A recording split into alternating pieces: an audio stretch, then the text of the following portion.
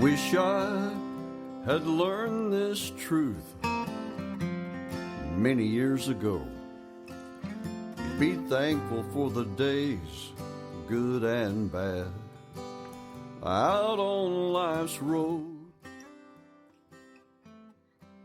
But the miles become the teacher, while the student learns real slow, traveling blind most of the time.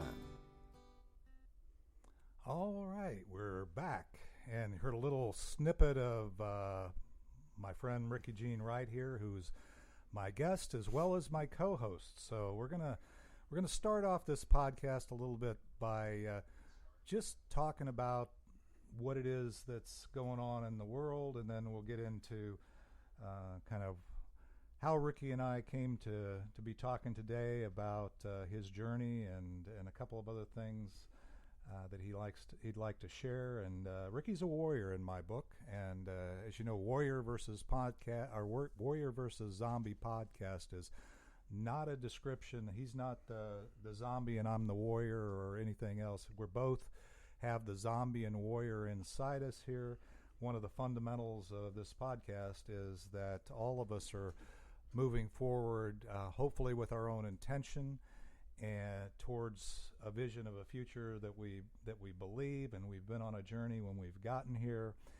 And along the way, we have predominantly inner zombies, I would say. We have these things that hold us back, that tell us different things, but we also have encounter zombies along the road. So the intention really is to basically cover that and talk about some of those things, and I'm excited about the journey. This normally will be a live broadcast, by the way, for those that are going to tune in every Wednesday or thereafter in their various podcast sources. So the mistakes will be real. The just like on Facebook Live. If you're watching on Facebook Live, you're going to see all the false starts and the things that I don't know what to do, and Rickey's gonna. But it'll be fun. But we're gonna have fun, and that's the main thing. So it's live, raw, unedited, and hopefully it won't be too explicit. So I don't think I'll have to mark the explicit language or whatever they call it on the podcast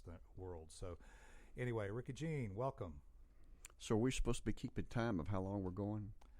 Yeah, but we're going to edit this one anyway. So, okay. So yeah, let's try and keep it. Our target for these podcasts are going to be about 45 minutes, and end to end. So, and we'll take a couple of breaks along the way, probably. But anyway, so first thing is,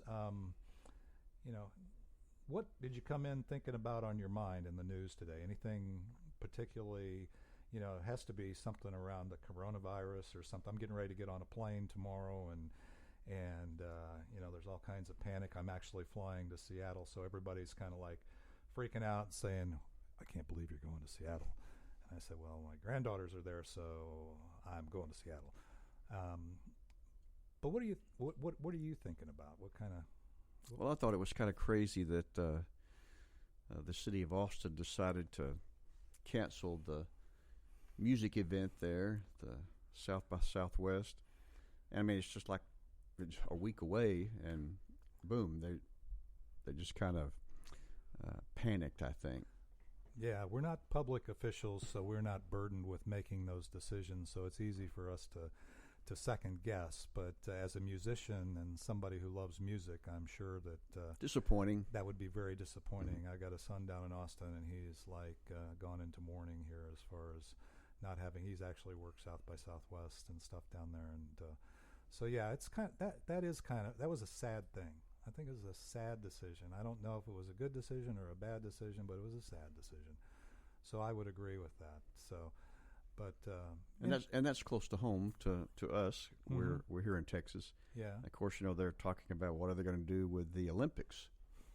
So I mean, wow, Yeah, and I got another family connection there. I got a daughter and we've got somebody in the Richardson Plano Networkers, which little mini advertisement there that we have, Michaela, that actually is taking some of my family to the Olympics in Tokyo. So, assuming they continue on with that, so that would be another disruption in my family. So hopefully I don't have to experience that disappointment, and hopefully we get over the hysteria.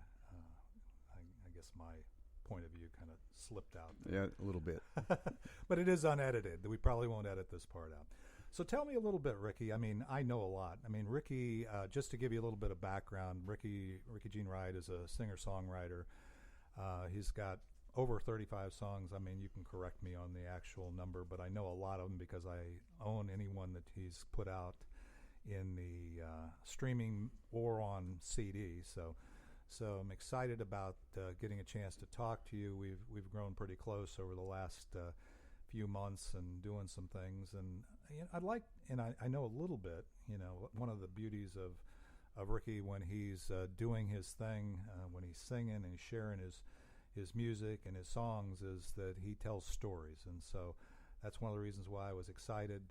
What little bit you heard coming in on the music is a song that he actually claims was inspired by me, which I'm honored by that, and we'll let you hear that whole song throughout this podcast, and it'll be definitely ended. If we didn't get through it at the end of the podcast, hang around and you'll hear the verses, but it's actually extremely moving to me. And it actually says a lot about this podcast, so it's kind of our theme song. So with that, Rickey Gene,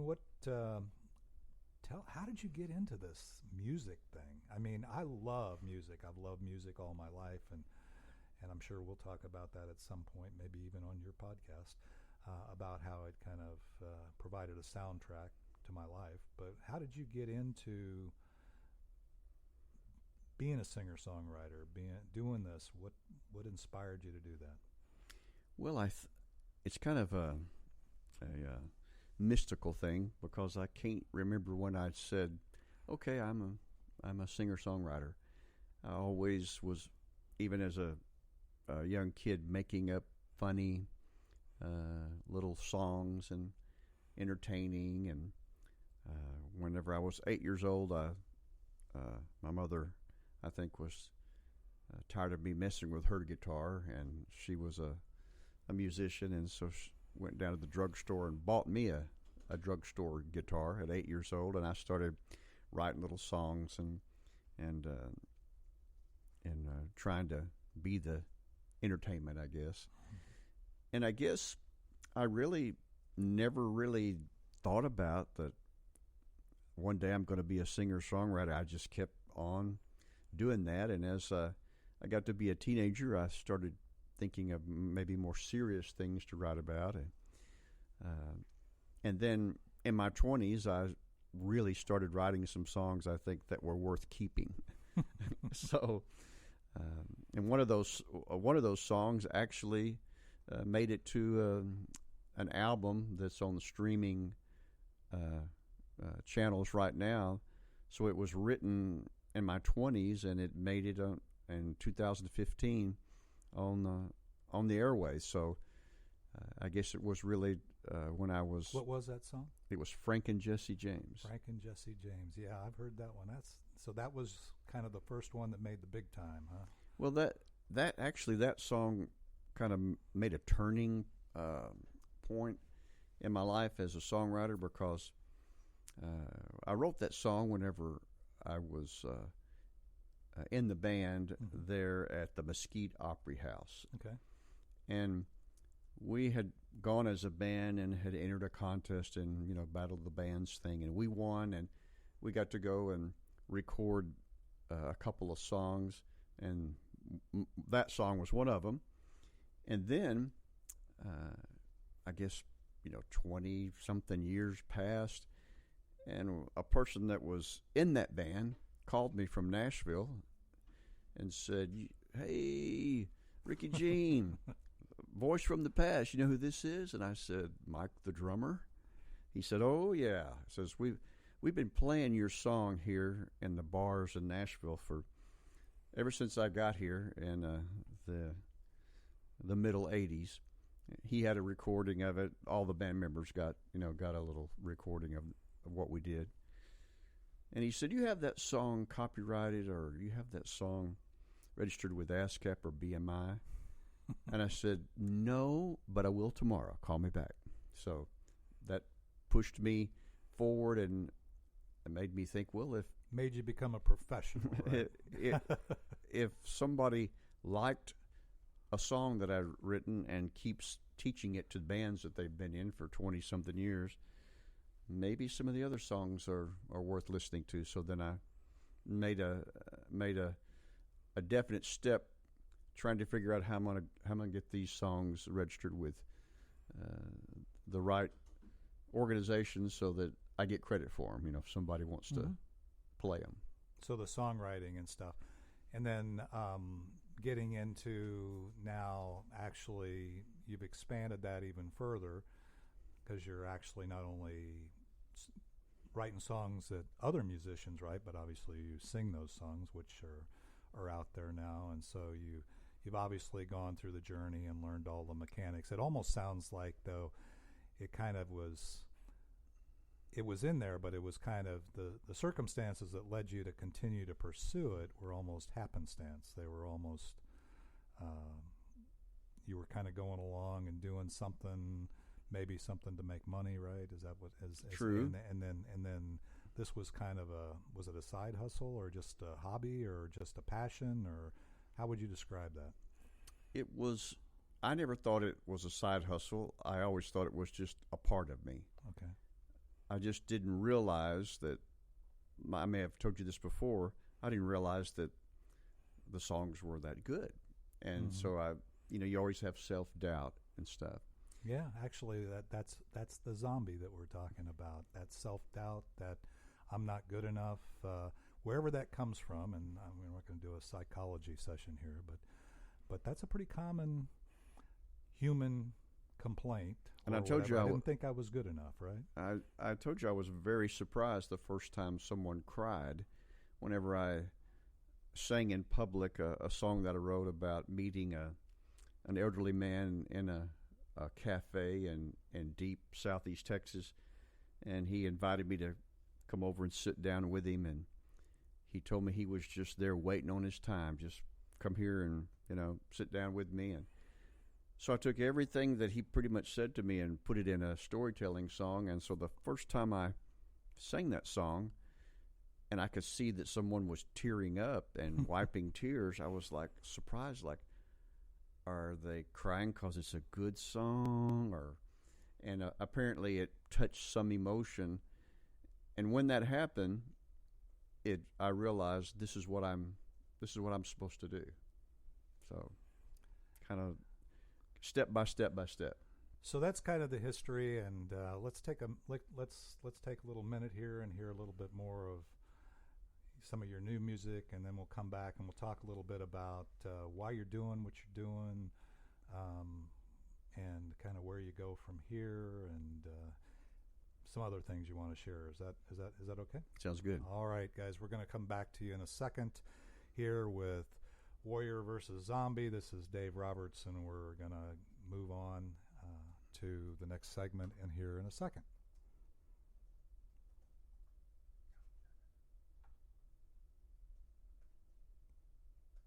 What do I do? On the music. On the song. On the song. Sorry. No. This is why we're practicing, guys. Right there.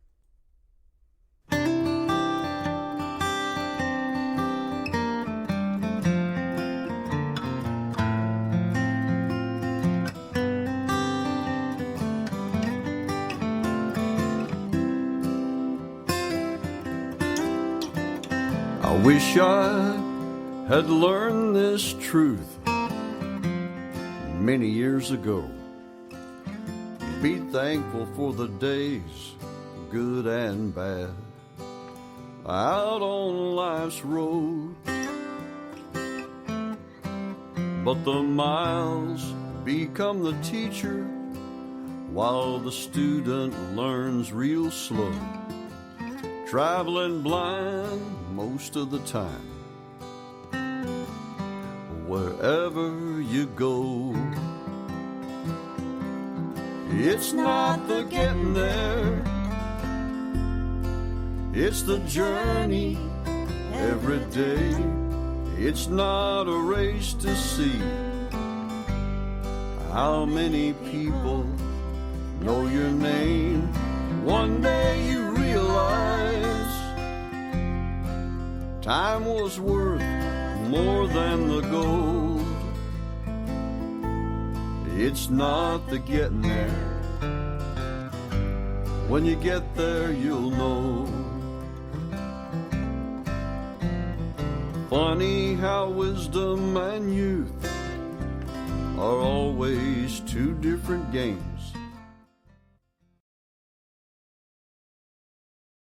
So we're back, and that was a little more of It's Not the Getting There, which when you listen to the whole song here, and if you don't get it all on this podcast, we can find it now out on YouTube, iTunes, right? Any pretty much anywhere. Spotify, anywhere you Apple listen. Music. Yeah, look for Rickey Gene Wright, and It's Not the Getting There. It's newly dropped as of a day or so, right? Yesterday. Mm-hmm. So anyway, when we left last, Rickey, we were kind of talking about a little bit of your origin story, how you came to do this, and some of the things along the journey that you encountered.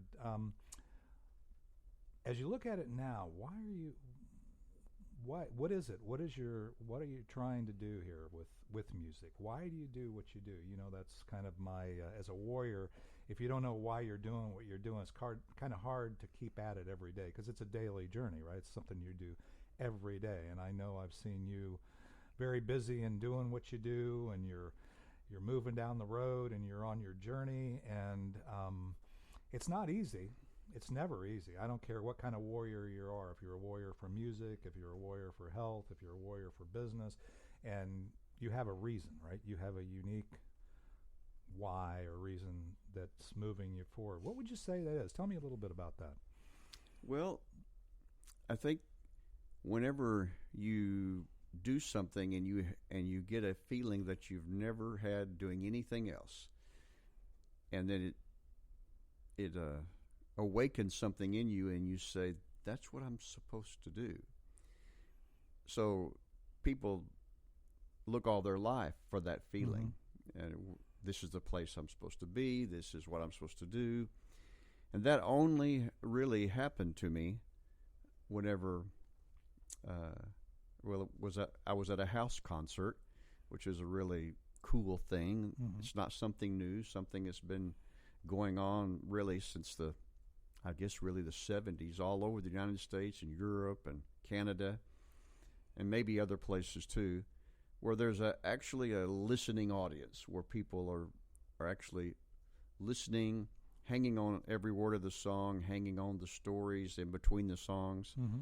And I was at a house concert, and I sang that song, Waiting on My Time, mm-hmm.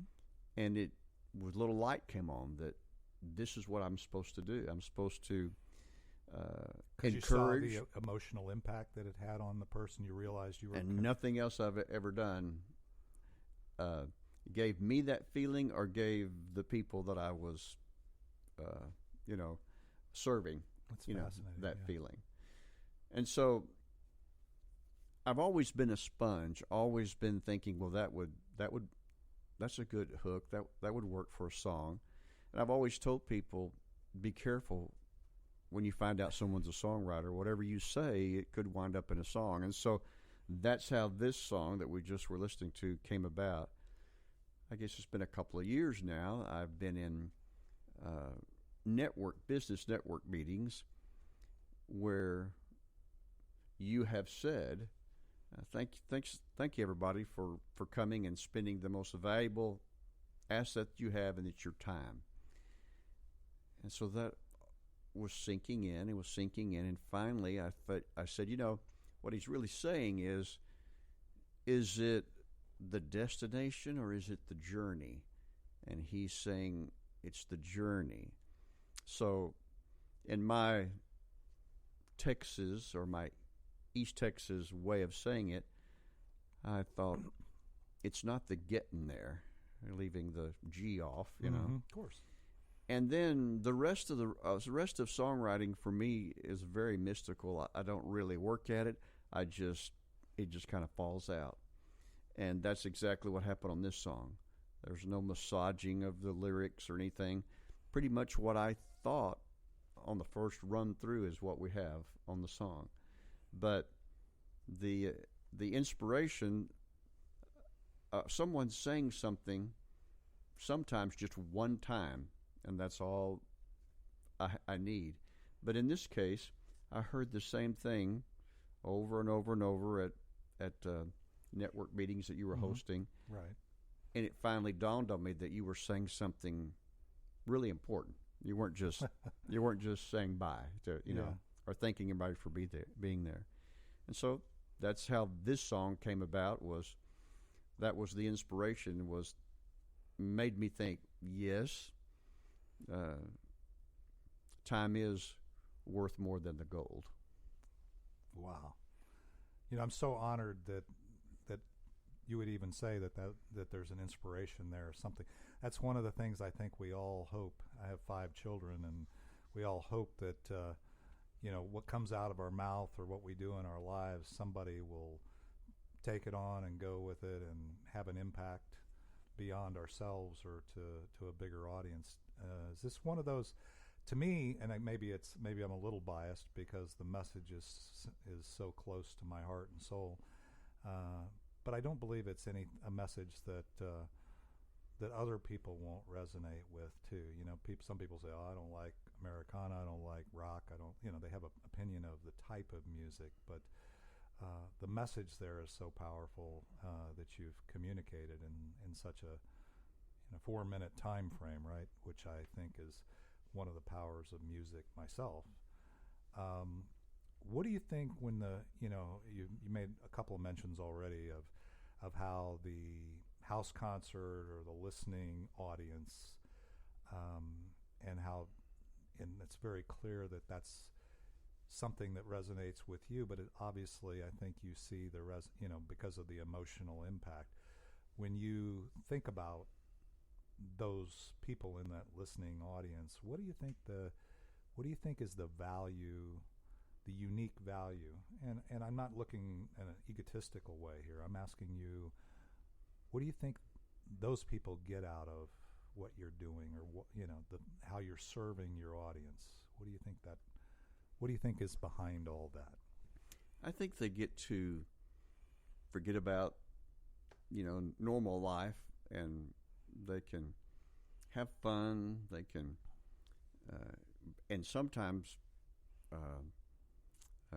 being emotional and tearing up about something is still fun. Mm-hmm. I mean, Sure. It's pulling at your heartstrings, and I've had people to tell me after we break, we have the first set, we take a break, and they'll say, that song that song that you wrote about your mother, that made me think of my mother, and it just kind of warmed my heart. And so there are things that happen that I don't know are going to happen, Mm-hmm. and there are funny things that happen. There are tearing moments Mm-hmm. that happen, but it's almost like, it really is like every single concert is a special event that'll never happen again. Mm-hmm. And that's kind of how each day is in our lives, is that we'll never come this way again. We'll never be here again at this time doing this thing with these people, and it's a time stamp, and I'm just glad to be a part of the time stamp. Well, and that's kind of what we're doing now, right? Mm-hmm. We actually went live with something that's going to be imperfect in its own form, and I'll probably do that every Wednesday here at Warrior versus Zombie. As it'll not be perfect, but it is perfect for that moment, and it is what we've put or invested in that. Mm-hmm. And what you described to me is inspiration, by the way. When you're talking you inspire your audience, and the thing is, you're on your journey, and your songs are describing your journey to you, and when you wrote them, but they convey kind of like a soundtrack or a story to me. I may hear one of your songs, and when I think of Waiting on My Time, I think of my grandparents and people in my life that I've seen just kind of waiting to die. And that says a lot to me. I have to tell you that the first time I heard that, I teared up. I tear up thinking about the first time I heard that, and it's because at times, and it may be a timing thing. Sometimes it doesn't. Sometimes it does. Mm-hmm. I mean, waiting on my time. It's not the getting there, knowing the story behind that, but also it speaks to a story that goes in my life. So that's very cool. It's very powerful. What, where are you going with this? Well, I'm not. What's your destination? What, if anything were possible, Rickey Jean? Where would you be on this journey of your singer-songwriter music journey in your life? I would be very, very satisfied to sing with small groups, never a large band, never at the Los Angeles stadium, the big stadium out there. I would be very satisfied to keep going like I'm going, performing at small listening venues, and one day people look back and say that Rickey Jean Wright wrote some really good songs. And one of my favorite Texas songwriters, who was from Texas, Guy Clark, he said that he just wanted to be remembered as a guy who had a bunch of good songs in his satchel. And that's really where I want to be. Is I want to be known as a good songwriter, and I know that there's better singers than me. There's better musicians than me, but I just present my songs in my way. And what I've noticed is that I have a duet partner, and she wants to sing some of those songs that I've written. And when she sings them, they're a little bit different, and they're a little bit. She expresses the song a little bit different, and that's really a cool feeling. Is for someone to say, "I want to sing that song, and I want to put my touch on it," and possibly one day other people will want to do that with my songs.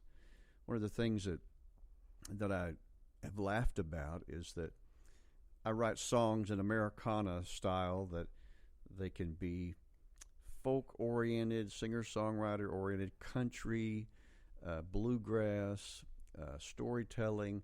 So it's kind of a wide variety of different songs. And I was at a singer-songwriter thing, and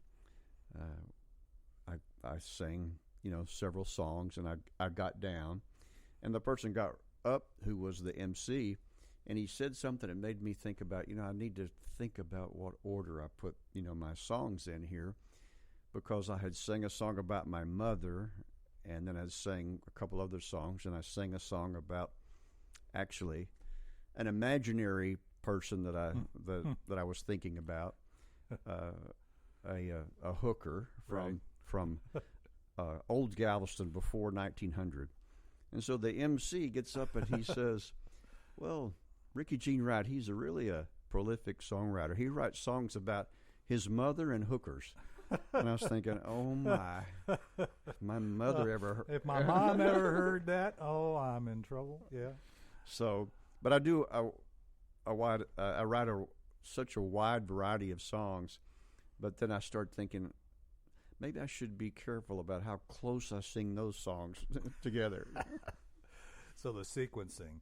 So what I hear there is a pretty interesting thing. You really told me that songwriting is really, performing is something you like to do, and that's a way of expressing your message. But it's not that you're protective of who performs it. In fact, you're wanting.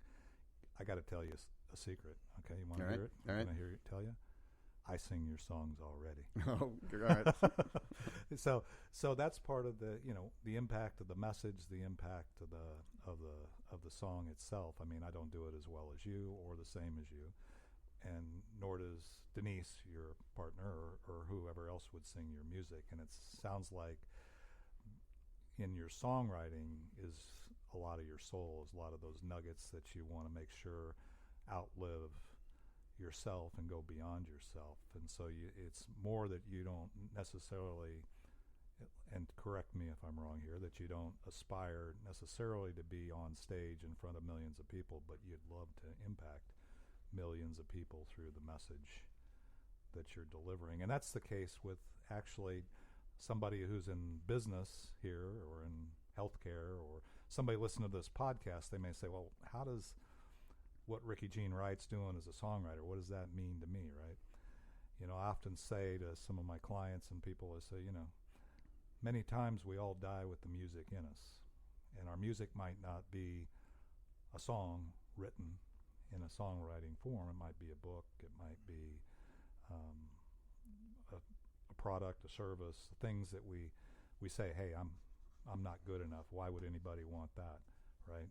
So you've given us a lot of thoughts there. You know, let's take a quick break here, and then we'll come back and wrap this up. I want to give people a chance to understand how to get in touch with you, and give an opportunity to share the things that we've already shared here with their audience, and then we'll come right back. All right. Thanks.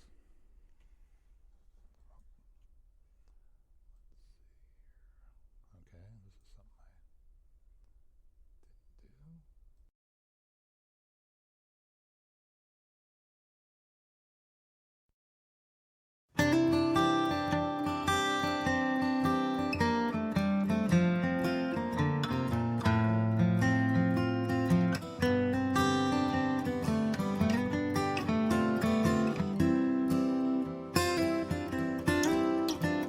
I wish I had learned this truth many years ago. Be thankful for the days, good and bad, out on life's road.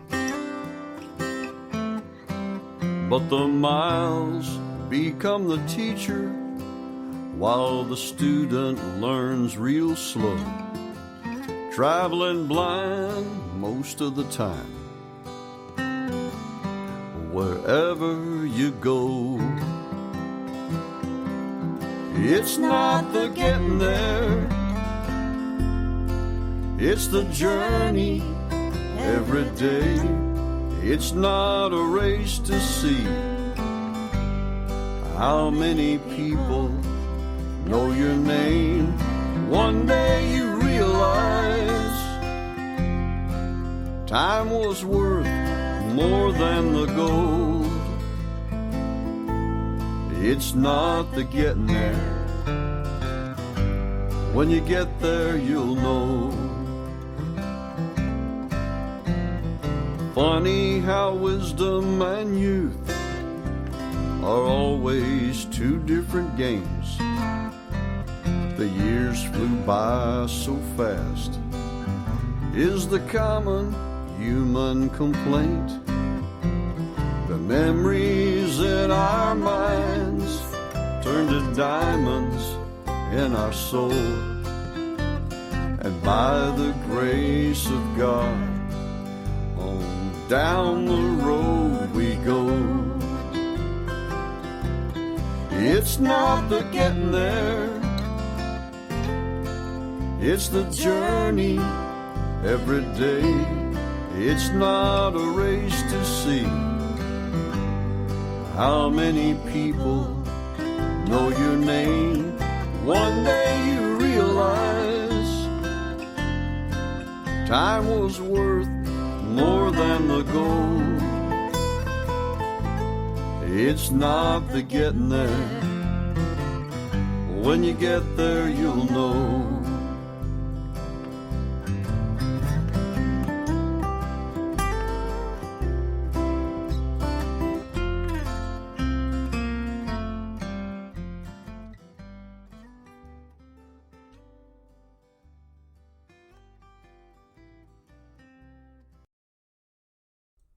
All right, Rickey, we're back. Wow, what a journey we were on there, huh? That's pretty cool stuff.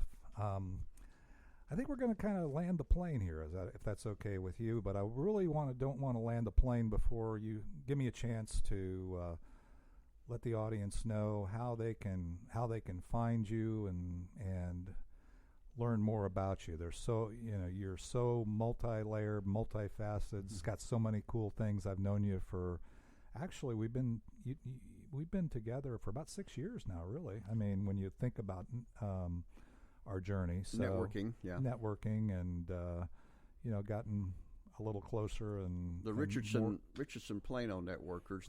That's where we really and it's a amazing group of folks, and anybody that's looking they're in Richardson, Plano, or North Dallas area, it's worth your time to check out the group. There's about 1,500 members, and it's a lot of fun, and has grown and grows by one person every day. So 1,500 don't meet at one time, but there are 1,500. We serve about 70 a week between the two meetings, so it's good. So how do we get in touch with you? Well, since I've been learning in network marketing meetings, you can actually Google Rickey Gene Wright and find just about anything you want to. Maybe more than you want to know. That's Rickey GeneWright. You can also Google Americana singer-songwriter, and you can also go to AmericanaSingerSongwriter.com or RickeyGeneWright.com, and on that web page, there's a link right on the first page of calendars, where you can go and see where I'm playing. There's also on that very first page, there's a lot of information that you don't have to go anywhere else but right on that very first page. And we're invited, me and my Americana singer-songwriter duet partner Denise Owen. We're actually playing at the Greenville, Texas Freedom Folk Festival on March the 14th. It starts at 2 in the afternoon and goes till 9 o'clock at night. And we're one of the 6 or 7 acts that were invited to play.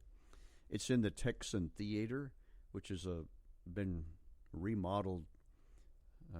The owner spent like $5 million on it. It's really a really nice place. And this is the very first Greenville Freedom Folk Festival, the very first one. So we were really tickled to be invited to be a part of that first one. So, and that's just around the corner, March the 14th, on a Saturday. Greenville, Texas is only 45 minutes from where we're sitting right here. Any places closer that are coming up that you want to talk about that they can at least see you? Well, I do. I have wound up at Cheers to Porta de Roma on Monday nights, and they're all by myself singing, and I don't sing the whole time. It is a meeting of friends, right? And I probably sing, an hour, 45 minutes or an hour, something. Yeah. And that is in Richardson, Texas, across the parking lot from the Eisman Center. And they got great food there, too, at Porta de Roma. And other than the food, it's pretty much free, right? And you get happy hour pricing and everything. So it's a good opportunity to experience your music and meet some new friends and do some. I'm probably one of the key listeners in that room usually. So, well, that's awesome, Rickey. I really appreciate it. Appreciate you, those that have joined us on the first episode, practice, and also final episode. First episode. This is going to be the first episode of Warrior versus Zombie, and truly want to say, Rickey, I thank you for being a warrior on your journey to your vision, and you've made an impact on me, and I know you're making an impact on a lot of people, and I think your vision is going to become a reality. And so with that, If you want to continue on with our next guest and continue on with the Warrior versus Zombie, tune in on Wednesdays on all your favorite podcast sites. We will be live on Facebook, and hopefully it'll be a little smoother in the next time and the next time. And again, it's a journey, so we're going to continue to get better as we go. But I think this was pretty awesome for me anyway. So thanks, Rickey, and thank you for joining us. And I'm going to pick up with the rest of It's Not the Getting There as we close out this episode of Warrior versus Zombie. And I'm Dave Roberts.